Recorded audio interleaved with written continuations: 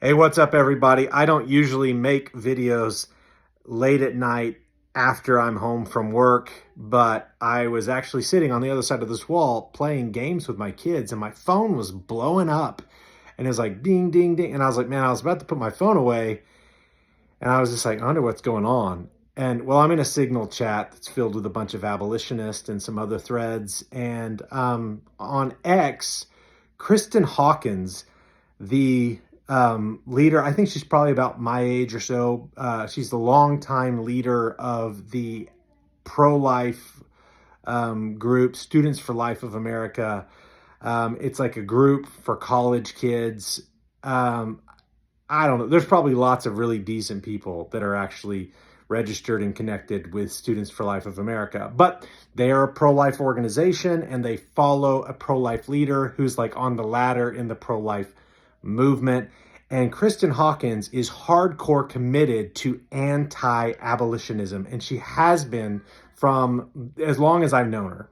I mean, she's been debating and arguing against abolitionists for like over a decade, probably about 14 years, is like as far back as I can remember kind of communications with her. And she has never been one to actually debate the ideas seriously. She resorts to constant straw man accusations because she knows that if you're really going to debate abolitionism and pro-lifeism, whatever you want to call it, the pro-life paradigm and the abolition paradigm, pro-life ideology versus the abolitionist ideology, the pro-life strategy versus the abolitionist strategy, she knows that if you actually get into the nitty-gritty and you debate that as to what is biblical, as what is best, what will actually work, what makes the most sense, what is coherent, she knows that her position is incoherent. And to protect that position, the strategy, the industry, and her livelihood, she has no other recourse but to use ad hominem, straw man accusations to say these abolitionists are mean, bad, awful people. Don't listen to them. Because that's the key. That's the key for her and her cronies. They basically just have to say, guys, if any of our people following us who like got into the battle because they loved God and they loved babies and they wanted to fight abortion, if any of them actually listen to the abolitionist and their arguments as they lay them out, we are cooked. We're like so toast. So the only thing to do is just to make sure that everybody thinks the abolitionists are really mean, bad people. Abolitionists are not really mean, bad people. Every time that she accuses us of that, and it worked. Oh, it worked so good early on. Like early on, like these abolitionists are this and that and all sorts of things. It worked. It kept people. But you know what? Truth has a way of eventually winning. Like the famous quote, a lie will get all the way around the world before the truth gets its pants on. It's just lies spread, but eventually they are vanquished by truth. And so as more and more people come to understand the arguments for abolitionism, they understand that you can't say abortion is murder. It should be criminalized, but the people who do it should not be punished. You like as soon as people start thinking about that, going, holy smokes, the pro-life movement and all of its main leaders and organizations are all committed to the idea that no mother who murders their child with malice aforethought, breaking a law to do it no less, should ever face any kind of criminal prosecution. She should not go into the court system, should not be examined as to whether she intentionally destroyed a human being, murdered an image bearer, which according to the law of God is a capital crime. The pro-life movement has wed itself to an unbiblical and therefore like anti-reality as God made it position out of a desire to be compassionate, and because they think the only way you can win is if you practice cunning. So that's the crux of the big argument going on between pro-lifers and abolitionists. Abolitionists say that abortion is murder and should be treated as murder, that we should call it murder, extend the gospel to those who've committed it, tell them that, yes, you're a murderer, but there's forgiveness. We know a God who forgives murderers. But you know what? We're trying to criminalize it and make it homicide. And the same laws that protect you from murder should protect them from murder. And the same punishments that would punish you for murdering a born person should punish you for murdering an unborn person, because an unborn person is a human being made in the image of God, right? Total consistency.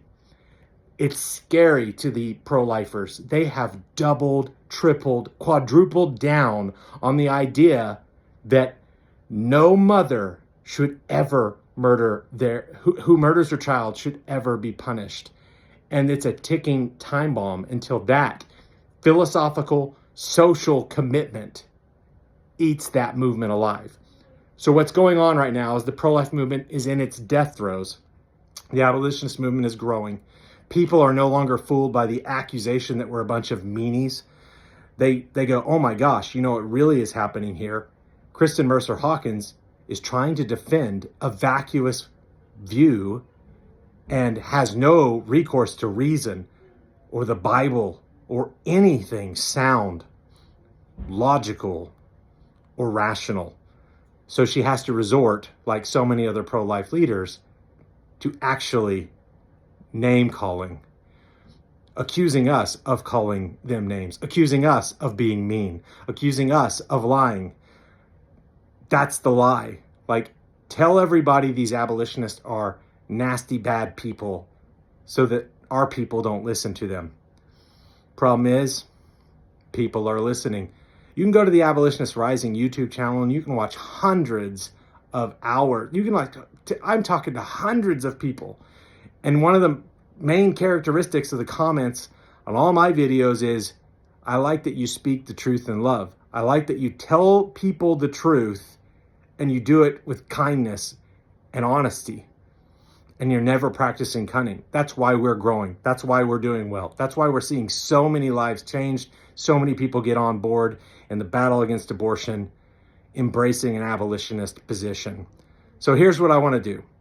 And the reason I'm making this video, I got online to see what all the ding, ding, ding on my phone was about. And I went to X and I tracked it down. And Kristan Mercer Hawkins was accusing abolitionists of threatening her family. Now, she's got a stay-at-home wife.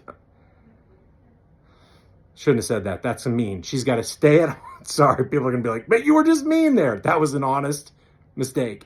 She's got a stay-at-home. See, I have a stay-at-home wife. So that's kind of embarrassing. I'm not going to cut it.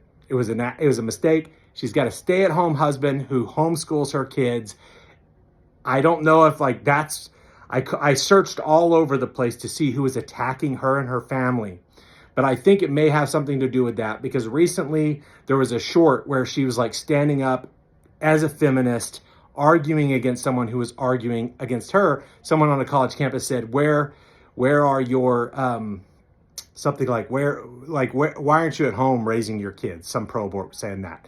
And she said, excuse me? And she got really, she's cussing. Kristan Mercer Hawkins she's got a foul mouth, you know? She's like this, I don't know if that's, I don't actually cuss. I've got all sorts of issues and sins that I have to work with and deal with. Cussing is not one of them, but, let no unwholesome word proceed from your mouth, the apostle said. So I don't let unwholesome words proceed from my mouth, right? Unless I'm repeating them. Okay, back on track. She told this pro-abort, how dare you? And, she lost her S and said, I've got a husband at home that homeschools my kids, and how dare you? I'm a working woman, kind of stuff. I'm thinking that somewhere, some abolitionists, because a lot of female abolitionists are pretty, the women abolitionists are pretty much kind of like, what? Feminist? You kidding me? That's like a joke. Why are you a feminist and trying to fight abortion? Something's wrong. But see, that just ties back into the whole pro-life thing. They think that to fight abortion, they've got to be like the world and adopt the world's ideas and principles and sort of beat the world at the world's game. And one of the things they do is they try to make themselves the real feminist. And part of the whole battle to save babies is to save women. And so it's really save women and babies, and it's constant. And that is what rolls over to where They're so committed to saving women from abortion that it makes it into their documents that they are trying to protect women from abortion. And you know what they're trying to do right now? All over Kristan Mercer Hawkins' feed in this thread. Protect women who've murdered their babies and would murder their babies even if there was a law saying if they did it, it was homicide. Protect women from abolitionists. And so all over Kristan Mercer Hawkins' rhetoric right now is accusations that abolitionists are obsessed with punishing women. We're not obsessed with punishing women. And most of the abolitionists that we're arguing with, Kristan, were female abolitionists. And she was accusing them of being men because I don't know why. Her brain is broken. Like she is cooked, you know? And so I'm reading this and I'm like, what do I do with this? What do I do? And so I said, you know what? I need to challenge Kristan Hawkins to a public debate on a college campus, anywhere, at any time. Simple debate. The abolitionist position on criminalizing abortion as murder.